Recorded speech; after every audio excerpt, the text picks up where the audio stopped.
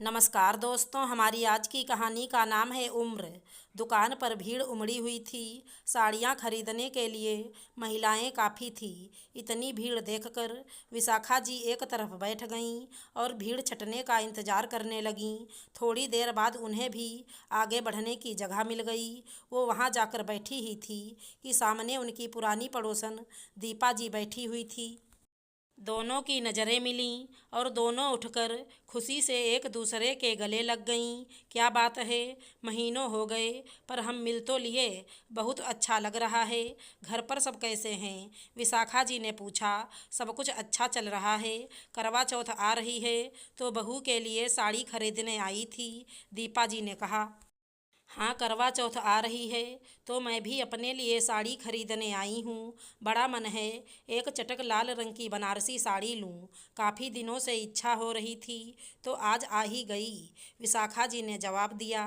तुम भी ना विशाखा, ये तो बहू बेटियों के पहनने के दिन हैं। तुम साड़ी लेकर क्या करोगी? अब तो सास बन गई हो, जो भी पास में हो वो पहन लेना, दीपा जी ने कहा।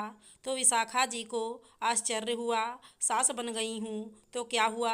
मेरी खुशी भी मायने रखती है। नया कपड़ा सभी को अच्छा लगता है, फिर सास बनने से मेरी ज़िंदगी तो नहीं रुक जाएगी।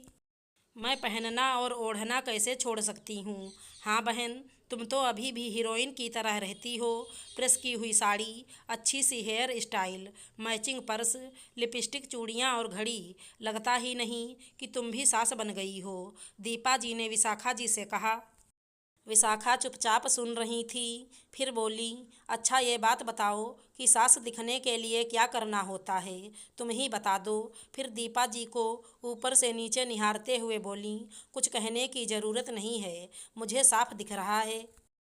तुमने तो बहू आते ही खुद को बदल दिया। बहू आने का ये मतलब नहीं है हम खुद को लाचार, बेढंगा और बेरंग दिखाएं। हमारे जीवन के अपने रंग हैं। अपने आप को देखो, 60 की उम्र में 70 की लगती हो, विशाखा जी ने दीपा जी को टोका तो वो हंसने लगीं। इतना कुछ अब हमें करने की ज़रूरत क्या है? अब तो हमारी उम्र हो गई है, विशाखा जी ने फिर कहा। हाँ, उम्र हो गई है पर ख़त्म नहीं हुई है। जीवन के रंग, जीवन की इच्छाएं तो अभी काफ़ी बची हैं, उन्हें भी पूरा करने का अभी तो समय मिला है।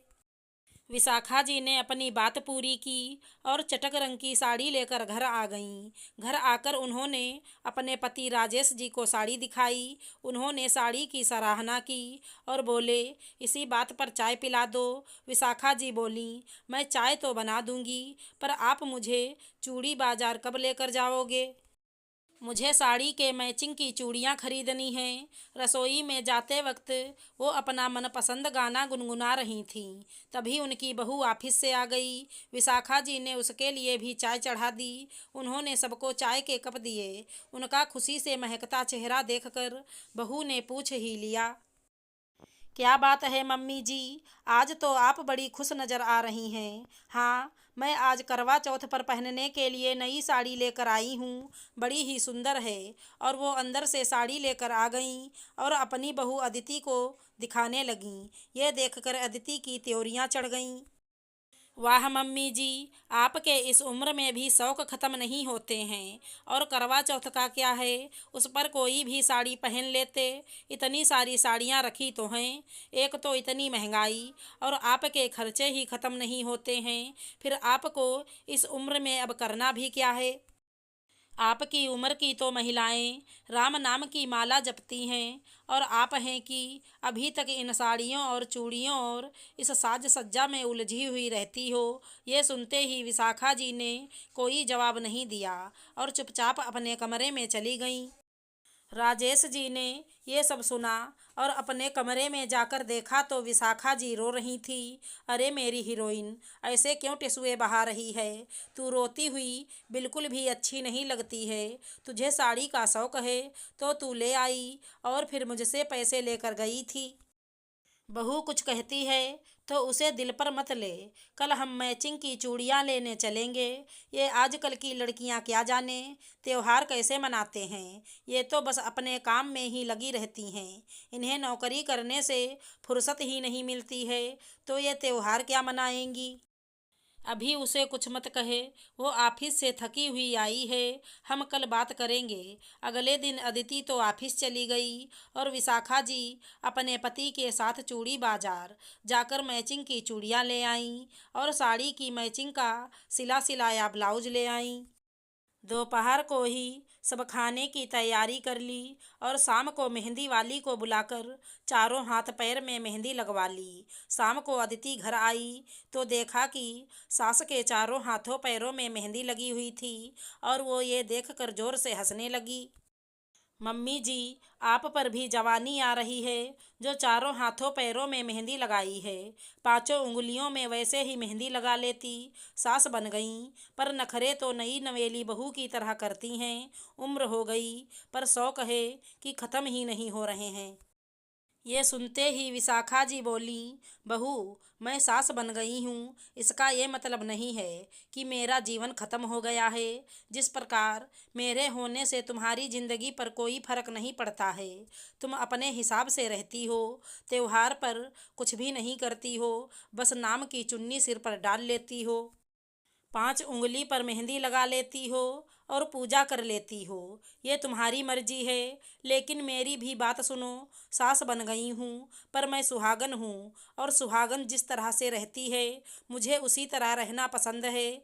मुझे शौक है कि मैं त्योहार पर अपने पति के लिए संवरूं, नई साड़ी पहनूं, चूड़ियाँ पहनूं, हाथों में मेहंदी लगाऊं। ये सब मेरी खुशी है, मेरी मर्जी है। जब मैं तुम्हें नहीं टोकती तो तुम्हें भी ये अधिकार नहीं है कि तुम मुझे टोको और कमेंट करो। और हाँ, ये सब चीज़ें मैं अपने पति के पैसों से लाई हूँ, तो तुम्हें महंगाई का रोना नहीं रोना चाहिए। जैसा घर पहले चल रहा था अभी भी वैसा ही चलेगा। मेरे साड़ी लाने से कुछ फर्क नहीं पड़ जाएगा। बहू, ये तो अपने शौक की बात है। सास बन गई हूँ तो क्या जीना छोड़ दूँ? तुम्हारे पति के लिए कुछ नहीं करती, इसका मतलब ये थोड़ी है कि मैं भी करना छोड़ दूँ। कल करवा चौथ का त्योहार है तो तैयार होकर पूजा कर लेना। वैसे मैं तुम पर दबाव नहीं डालूंगी, लेकिन एक बात कहना चाहूँगी, जब तक सुहाग है तब तक ही पत्नियाँ ये सब नखरे करती हैं। जरा एक बार अपनी भाभी के बारे में सोच लेना, जो तुम्हारे भैया के जाने के बाद उजड़ सी गई हैं। अदिति ये सब सुनकर चुप हो गई और अपने कमरे में चली गई। रात को विशाखा जी का बेटा विक्रम भी ऑफिस से आ गया। अपनी मम्मी के हाथों में लगी मेहंदी देखी तो वो भी बोला, अदिति, तुमने मेहंदी नहीं लगाई, कल करवा चौथ है। विक्रम, मुझे ये सब ढकोसले पसंद नहीं हैं। इन सब को करने से क्या होता है? ये सब फालतू लोगों के काम हैं। मुझे तो अपने ऑफिस में बहुत से काम हैं, काम निपटाऊं या मेहंदी लगाऊं? तुम भी लगा लेती मेहंदी। मुझे मेहंदी रचे हाथ बहुत सुंदर लगते हैं। वैसे भी कल तो रविवार है, छुट्टी है, पूजा आराम से हो जाएगी, विक्रम ने कहा। अदिति और विक्रम की शादी को कुछ ही महीने हुए हैं। अदिति एक मल्टीनेशनल कंपनी में काम करती है और व्यस्त रहती है। उसे इन सब का जरा भी शौक नहीं है। और विक्रम ने शुरू से अपनी मम्मी को ये सब करते देखा है तो उसे बहुत अच्छा लगता है। रात को विक्रम तो सो गया पर अदिति की आंखों में नींद नहीं थी। उसके बड़े भाई और उसमें 4 साल का अंतर था। नेहा भाभी जब आई थीं तो बड़ी सजी धजी सी रहती थी। उन्हें कपड़ों गहनों मेहंदी का बड़ा शौक था। नित नई रंगीन साड़ियाँ खरीदती रहती थी। हंसती मुस्कुराती भाभी सबका दिल जीत लेती थी। शादी को 5 साल ही हुए थे कि एक दिन बड़े भैया सड़क दुर्घटना में चल बसे। भाभी का जीवन ही रंगहीन हो गया, सारे शौक रखे रह गए। वो निराश रहने लगी थीं। अदिति उस वक्त कॉलेज में पढ़ती थी। वो भाभी का दुख समझती थी। उसके बाद करवा चौथ आई तो अपने सूने हाथों को वो देखकर रोती रहीं। माँ ने सगुन की मेहंदी लगाई तो अदिति ने टोक दिया, माँ, भाभी इतनी परेशान हैं और आपने मेहंदी लगा ली। हाँ, मैं तो सुहागन हूँ ना, त्योहार है, बिना मेहंदी के कैसे रह सकती हूँ? बेटा नहीं रहा पर मेरा सुहाग तो जीवित है। अदिति को सारी बातें याद आ गईं। वो भी तो सुहागन है। इन सब चीज़ों की कीमत उससे पूछो जिनसे उनका सुहाग छिन गया है। वो एकदम से उठी और रात को ड्राइंग रूम में गई और मेहंदी की कोन ढूंढने लगी जो विशाखा जी पहले ही ज़्यादा खरीद कर लाई थी। उसने रात को ही 5 उंगलियों पर मेहंदी लगा ली। सुबह जब विक्रम उठा तो उसके हाथों में मेहंदी देखकर उसकी आंखें भी खुशी से चमक गईं। तभी वो बोली, मम्मी जी तो अपने लिए नई साड़ी ले आई हैं और मैं क्या पहनूंगी, मेरे पास तो कोई नई साड़ी भी नहीं है। तभी विक्रम अलमारी खोलता है और एक थैली निकाल कर उसे दे देता है। अदिति झट से वो खोलती है तो देखती है उसमें साड़ी के साथ रेडीमेड ब्लाउज और मैचिंग चूड़ियाँ भी हैं। अरे वाह, ये सब आप मेरे लिए लाए हो। आपको पता था कि मैं व्रत करने वाली हूँ। नहीं, मैं कुछ नहीं लाया। ये सब तो मम्मी तुम्हारे लिए लाई हैं। तुम्हारी पहली करवा चौथ जो है, साड़ी पसंद आई या नहीं? बहुत सुंदर है। अदिति शाम को तैयार होकर विशाखा जी के कमरे में गई। अपनी बहू को सजी सवरी देखकर उन्होंने तुरंत उसके काला टीका लगा दिया। मेरी बहू को किसी की नज़र ना लगे। मम्मी जी मुझे माफ़ कर दीजिए। मैंने आपको बहुत कुछ सुनाया और आपका दिल भी दुखाया। आपने तो मुझे कितनी बार बोला, पर मैं आपकी भावनाओं की ही खिल्ली उड़ाती रही। अदिति, सुहागन होना भी ईश्वर का आशीर्वाद है। जो रीति रिवाज बन गए हैं उन्हें निभाने से हमें खुशी ही मिलती है। घर में सकारात्मक माहौल रहता है। सजी धजी पत्नी तो हर पति के मन को भाती है। बहू हर त्योहार किसी न किसी कारण से मनाया जाता है।